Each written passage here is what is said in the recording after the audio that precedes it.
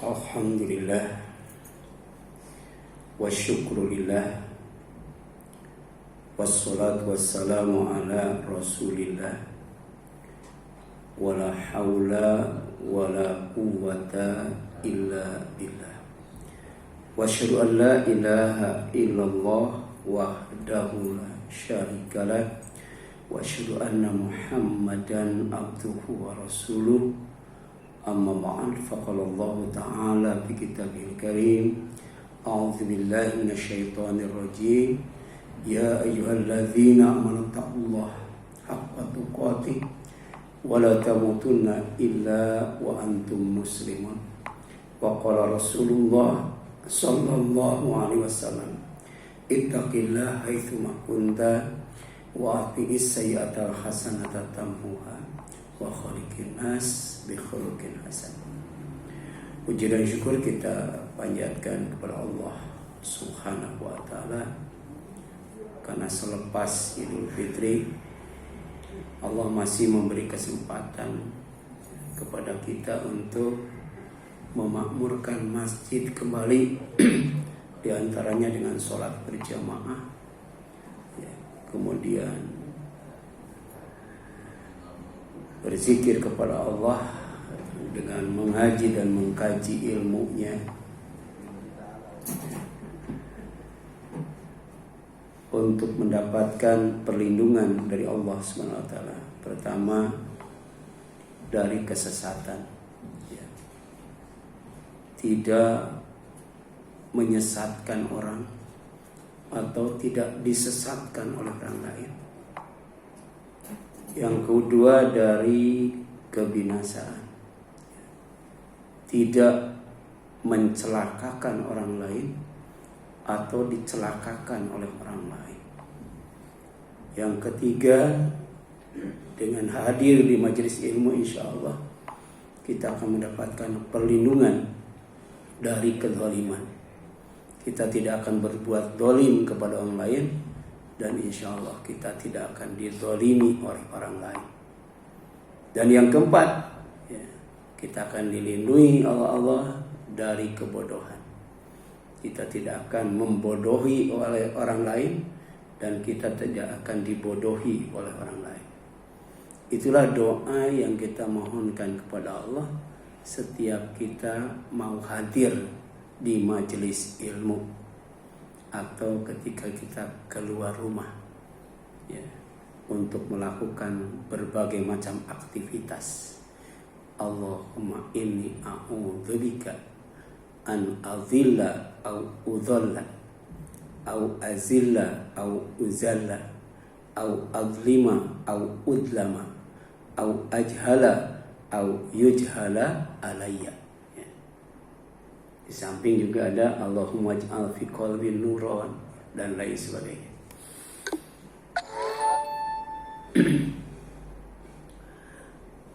Subuh pagi ini kita akan mencoba mengaji sekaligus mengkaji satu tema, yaitu sholih dulu baru muslih. Sebelumnya saya kasih judul, sholih saja tidak cukup, tapi juga harus muslih. Jadi sholih dulu baru muslih. Ini istilah yang akrab bagi orang yang sering hadir di majelis ilmu. Akar kata dari sholih adalah sholah. Kita mendengar salah satu pahlawan Islam, Salahuddin, Salahuddin, atau suluh, suluh. Kita juga sering mendengar penyuluhan, atau solahiyah, solahiyah. Itu artinya, pertama, sesuatu yang baik, solih itu. Yang kedua, utama. Yang ketiga, terhormat. Yang keempat, layak. Yang kelima, pantas. Dan yang keenam, sesuai. Itulah makna solah. Kemudian suluh dan solahiyah. Orangnya disebut solih. Ya. Jadi solih, solah, suluh, dan solahiyah itu erat kaitannya dengan kebaikan, erat kaitannya dengan keutamaan, erat kaitannya dengan kehormatan, erat kaitannya dengan kepantasan, erat kaitannya dengan kelayakan, erat kaitannya dengan kesesuaian. Ya. Jadi ada teman saya ya, dia seneng wayang golek gitu. Sekarang sudah meninggal. Dia dai terkenal ya. Jadi setiap malam Ahad itu di Wali Kota Jakarta Utara ya, dia suka nonton tuh wayang golek. Tapi lihat kanan kiri takut ada jamaah. Ya. Atau saya kalau ada film yang bagus gitu ya, kalau nonton tuh lihat ada santri enggak yang ikut nonton. Sebab ini ada kaitannya dengan apa? Ada kaitannya dengan kesalihan ya. Karena solih itu apa tadi? Baik ya, utama ya, terhormat, pantas, layak, sesuai ya. Oleh karena itu orang yang solih adalah orang yang baik ya. Orang yang utama, orang yang terhormat, orang yang layak, orang yang pantas, orang yang sesuai ya, dengan yang disifati Allah dan Rasulnya ya. Dalam Al-Quran itu ada 4 teman terbaik ya. Jadi jangan sampai salah memilih teman ya. Nah 4 teman yang terbaik ini adalah teman-teman orang yang taat kepada Allah dan Rasulnya ya. Jadi kalau kita taat kepada Allah dan Rasulnya, oleh Allah akan ya, disandingkan ya, dibersamakan dengan teman-teman yang terbaik. Yang pertama al-anbiya, para nabi ya, itu teman yang terbaik itu. Yang kedua apa? As-siddiqin, orang-orang yang jujurnya itu menjadi akhlak, jadi tabiat, jadi karakter. Dia tidak bisa bohong ya. Kemudian yang ketiga adalah ya, asyuhada, orang-orang yang mati syahid ya. Nanti akan berteman dengan mereka ya. Dan yang keempat siapa? As-solihin, orang-orang yang saleh. Nah, kita jangan sampai salah memilih teman ya. Jangan sampai kita nanti ya, di hari kiamat oleh Allah ya, dipasangkan dengan teman-teman yang terjelek, bukan teman-teman yang terbaik ya. Kuncinya cuma satu, taat kepada Allah dan Rasulnya. Insya Allah kita akan ya, dipertemankan dengan teman-teman yang terbaik. Nah orang solih adalah orang yang baik, utama, terhormat, layak, dan pantas memiliki harta yang solih ya. Jadi harta yang solih itu ya, untuk orang yang solih ya. Jadi jangan sampai orang yang solih itu tidak punya harta yang solih ya. Jadi kalau harta yang solih ada ya, di tangan orang yang solih, itulah sebaik-baiknya harta ya. Makanya kalau kita ingin mendapatkan harta yang terbaik, jadilah orang saleh ya, nanti Allah kasih harta yang terbaik. Dalam hadis riwayat Ahmad dari Sa'ad bin Abi Waqqas radhiyallahu anhu, Rasulullah SAW pernah bersabda, ini uridu an ab'atsaka ala jaisin ya. Aku akan mengutusmu ya, sebagai panglima perang ya. Jadi salah satu panglima perang Rasulullah itu namanya Sa'ad bin Abi Waqqas ya. Jadi ada perang Ghazwah, ada perang Sariyah. Kalau perang Ghazwah, perang yang Rasul jadi panglima perangnya ya. Tapi perang Sariyah adalah perang di mana panglima perangnya itu adalah orang yang ditunjuk oleh Rasul. Di antaranya Sa'ad bin Abi Waqqas ya. Jadi kata beliau, aku ingin mengutusmu berperang bersama sepasukan prajurit ya. Kemudian fayusallimukallahu Ya. Wayag di muka katanya. Ya. Jadi mudah-mudahan Allah menyelamatkan kamu, ya, serta memberikanmu ghanimah. Gitu ya. Inilah ya hebatnya perang dalam Islam. Jika perang itu merupakan jihad fi sabilillah. Ya, kalau selamat tidak mati dapat ghanimah. Tapi kemudian kalau matinya mati syahid dapat jannah. Jadi para sahabat tuh kalau disuruh perang semangat. Ya, kalah menang tidak rugi. Ya.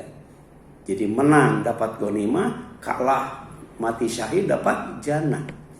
Kalau kita disuruh ya mending dapat jannah mending dapat ghanimah ya. Jadi ada panglima perang 100 kali perang ya dia enggak syahid ya, dia dapat ghanimah terus itu. Namanya siapa? Khalid bin Walid. Tapi ada yang satu kali perang syahid, 2 kali perang syahid. Ini berkali-kali perang ada di depan panglima perang enggak mati-mati ya. Jadi ternyata orang itu mati bukan karena berperang, bukan, tapi karena qadarullah, takdir Allah Subhanahu wa taala. Padahal Khalid bin Walid itu ingin matinya itu di medan tempur. Tapi kemudian qadarullah, ya, matinya bukan di medan tempur tapi di atas kasur. Ya. Mati di medan tempur dengan mati di atas kasur, sakitan mana? Sakitan mana? Sakit di tempat tidur. Ya, betul. Ya, karena orang yang mati di medan tempur, matinya mati syahid, itu sakitnya seperti digigit semut. Iya. Itu sup jarum, ya. Tapi kalau matinya di atas kasur, luar biasa itu. Rasul menggambarkan seperti binatang dikuliti, dan binatang itu masih hidup. Binatang hidup dikuliti, dipisahkan kulit dari dagingnya. Ya. Atau ketika dicabut nyawanya seperti dimasukkan ya batang yang berduri ke dalam tenggorokannya, nyangkut kemudian ditarik. Nah seperti itu katanya. Tapi rata-rata orang ingin mati di medan tempur atau mati di atas kasur. Sampai ada sahabat itu, dia punya penyakit, kalau dia duduk ya itu kulitnya tuh nempel di tempat duduknya tuh. Ya, penyakit apa kalau sekarang? Nempel di tempat duduk itu kulitnya. Ya. Tapi ketika disuruh perang, ya, dia bangkit berdiri langsung ke medan perang. Ya, kalau kita panas dingin sedikit nggak ke masjid. Ya. Apa kata Rasul? Ya. Kenapa Sa'ad bin Abi Waqqas didoakan selamat dari perang dan mendapatkan ghanimah? Wa arghabu laka minal mal rabbah ya sholihah, dan aku berharap ya engkau mendapatkan harta yang terbaik. Ya. Gitu. Sa'ad radhiyallahu anhu berkata, "Ya Rasulullah, ma aslamtu ya min ajlil mal." Ya Rasulullah, saya masuk Islam itu bukan karena harta. Ya. Ya. Banyak nggak orang yang masuk Islam karena harta? Ya. Ya. Jadi kadangkala maaf ini ada dijadikan modus, ya pura-pura masuk Islam. Kan orang Islam itu husnudzon ya, dikasih duit, ya ada ya, dikasih baju dan sebagainya. Ya ternyata di tempat lain begitu juga kan? Ya, begitu juga. Ya, yang parah ya, sudah Islam tapi ternyata ya dia ya Islamnya itu karena jabatan, karena kekayaan. Ya. Ada itu, ya. Jadi para politisi, pejabat tinggi, ya. Dia orang Islam tapi dia berpolitik dan kemudian dia menggunakan jabatannya itu untuk menumpuk-numpuk kekayaan. Sa'ad bin Abi Waqqas lain, ketika doakan Rasul, mudah-mudahan kamu selamat dan dapat ghanimah. Aku berharap kamu mendapatkan harta yang terbaik. Ya, itu ghanimah itu harta yang terbaik. Ya. Kemudian dia bertanya, ya Rasulullah, aku masuk Islam bukan karena harta. Ya. Walakini aslamtu rabbatan fil Islam. Tapi aku masuk Islam itu karena cinta kepada Islam. Luar biasa. Jadi bukan karena jabatan, bukan karena kekayaan, tapi karena kecintaan kepada Islam itu sendiri. Ana muslim qabla kulli syai'in. Saya jadi orang Islam itu sebelum yang lainnya. Ya. Islam ada di depan, yang lainnya ada di belakang. Kadang-kala ada orang yang Islam di belakang, di depannya apa? Jabatan, kekayaan dan sebagainya.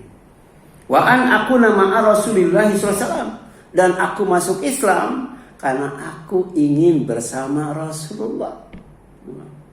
Bayangkan kalau bersama Rasul bukan di dunia saja, sampai di surga itu. Surganya paling tinggi. Ya. Jadi yang pertama karena cinta Islam, yang kedua karena ingin bersama Rasulullah Sallallahu Alaihi Wasallam. Kemudian Nabi SAW bersabda, ya Amr. Naam, al-mal as-salih lil mar'is salih. Wahai Amr, sebaik-baik harta adalah harta yang dimiliki oleh seorang yang salih. Ya. Jadi orang kaya kemudian salih, maka hartanya adalah harta yang terbaik. Ya. Kemudian orang salih adalah orang yang lisan dan hatinya salih. Jadi lisannya salih, hatinya juga salih gitu. Itu orang yang salih. Ya. Nah ini Abu Bakar As-Siddiq radhiyallahu ketika menafsirkan Al-Quran surat Ar-Rum ayat 41, Dhaharul fasadu fil barri wal bahri bima kasabat aydin nas, telah tampak kerusakan di darat dan di laut disebabkan perbuatan tangan manusia. Ya.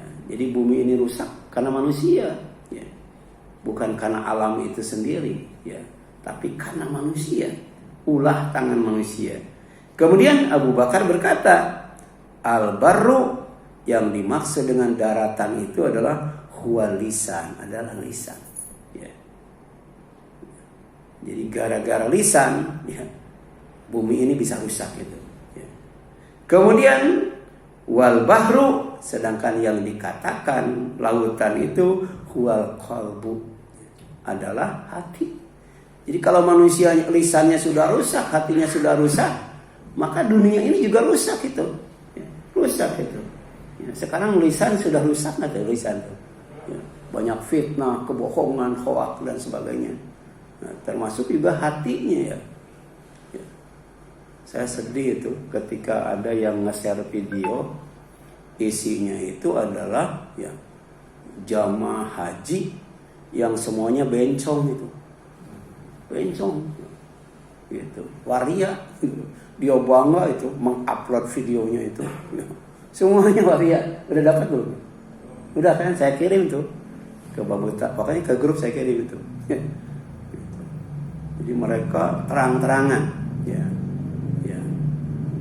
melakukan yang namanya kemaksiatan. Bahkan bangga ketika itu di-share, di-upload itu ke YouTube itu. Ya. Kemudian faedah fasada lisan bakat alaihin nufus. Ya. Kalau lisan ini sudah rusak, ya, maka jiwa, hati akan menangis. Ya. Jadi sebenarnya ketika orang berbohong, hatinya nggak suka ya, betul kan? Ya.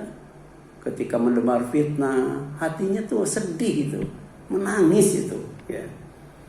Kemudian apalagi kata Abu Bakar, ya, wa idza fasadal qalbu bakat alaihil malaika. Tapi kalau yang rusak bukan lisan, yang rusak itu hatinya, maka malaikat yang akan menangis. Ya. Yang akan menangis. Kenapa? Ya. Karena kalau lisan sudah rusak, maka seluruh jasadnya juga akan rusak itu. Ya. Kalau hati rusak, seluruh jasadnya rusak. Tapi kalau lisan rusak, maka amalnya juga akan rusak. Ya. Jadi ala inna fil jasadi mudghah, kata Rasul. Ingat, perlu kamu ketahui bahwa dalam jasad manusia itu ada segumpal daging, nggak gede, cuma segini tuh. Ya, gitu. Tapi idza salahal jasadul kullu. Ya, kalau segumpal daging itu solih, maka solih pula jasadnya semuanya. Tangannya, matanya, hidungnya, kakinya, solih semua. Ya. Wa idza fasada jasadul kullu. Tapi kalau hati itu rusak, semua jasadnya juga rusak. Ya. Jadi tangan kita, mata kita, mulut kita, kaki kita, itu gambaran hati, cerminan hati. Ya. Kalau mulut kita rusak, sebenarnya hatinya rusak itu. Ya. Tangan kita rusak, itu berarti hatinya rusak. Jadi koruptor dan lain sebagainya, itu hatinya rusak. Ya. Ya. Kemudian ini hadis riwayat Bukhari dan Muslim dari Nu'man bin Bashir radhiyallahu anhu. Ya. Kemudian orang solih adalah orang yang solih agamanya, solih akhiratnya, kemudian solih dunianya, tambah umur, tambah solih. Dan ketika wafat dipanggil oleh Allah, dia bisa beristirahat dengan tenang dari sesuatu yang tidak menyenangkan. Ya, orang Barat menyebutnya rest in peace, ya, istirahat dalam damai. Ya, jadi ada 5 ciri orang yang saleh itu. Pertama, soleh agamanya, ya. Tidak melakukan kesyirikan, tidak melakukan kebid'ahan, tidak melakukan kezaliman, itu soleh agamanya. Yang kedua, soleh dunianya, ya. Dia selalu menjauhi yang namanya yang diharamkan. Dia tinggalkan semua yang diharamkan. Kemudian dia hati-hati dengan yang syubhat, ya, yang belum jelas halal dan haramnya, dijauhi karena takut haram. Ya. Itu ada di mana? Di Facebook, di mana itu? Ya. Jadi ada binatang, ya, ya, badannya kambing, tapi kepalanya babi. Itu haram nggak ya? Ada pohon asem banget itu. Ketika disuntik dengan cairan babi, ketika jadi mangga, jadi buah, manis banget. Oh, gimana tuh hukumnya ya? Mending dimakan, mending dijauhi. Dulu itu di Bandung ketika PAM itu susah, sekarang mau dicabut, nggak boleh pasang PAM itu. Itu si kerannya itu bocor, ya. Sebelum meteran tuh bocor. Ya. Jadi setiap pagi ketika dibuka bak, airnya penuh, tapi meterannya nggak jalan. Gimana tuh hukumnya tuh? Ya. Iya kan? Ya. Paling tidak syubhat, jauhi itu, ya. Karena takut malah jatuhnya ke haram. Tapi ketika berhadapan dengan yang halal, tidak berlebih-lebihan, ya. Karena dalam Islam itu walaupun itu halal, walaupun itu thayyib, kita tidak boleh, ya, ya, mengkonsumsinya secara israf, berlebih-lebihan. Ya, itulah, ya, ciri orang yang solih dunianya. Ya. Makanya ada doa, ya, Allahumma kfirni bihalalika an haramika wa agnini bifadlika amman siwaka. Kalau kita mau jadi orang kaya, maka cukupkan dengan yang halal saja. Ya. Minta dikayakan oleh Allah dengan kelebihan dari Allah. Ya. Jangan kelebihan dari korupsi dan sebagainya. Ya. Itu ada orang yang dapat kekayaannya itu dalam waktu berapa? 5 tahun ya? 273 triliun tuh, 5 tahun tuh. Berapa tuh? Gak sebulannya tuh. Ya. Itu luar biasa itu. Ya, luar biasa. Ya. Ya. Jadi kalau gajinya 40 juta aja sebulan nggak nyampe itu. 273 triliun 5 tahun berapa tuh per bulannya tuh? Ya, gitu. Nah, yang ketiga, soleh apa akhiratnya. Jadi matinya itu bawa iman, matinya itu bawa amal soleh, matinya itu adalah tidak bawa dosa. Itulah orang yang soleh akhiratnya. Ya. Sehingga dia masuk surga, ridho kepada Allah, diridhoi oleh Allah Subhanahu wa ta'ala. Ya.